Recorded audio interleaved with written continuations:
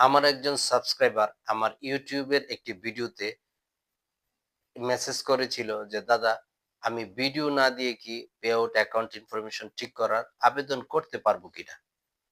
তো আমি সেই দিদিকে বলছি, "আপনি ভিডিও না দিয়েও পে আউট অ্যাকাউন্টের ইনফরমেশন ঠিক করার আবেদন করতে পারবেন।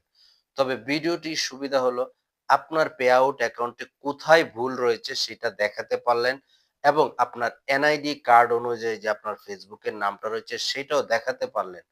তো ফেসবুক অথরিটি ধরে নিবে যে আপনিই অথেন্টিক ব্যক্তি, যেহেতু আপনার একটি ভোটার আইডি দেখিয়েছেন এবং পে আউট অ্যাকাউন্টের কোথায় ভুল রয়েছে সেটা আপনি দেখাতে পেরেছেন।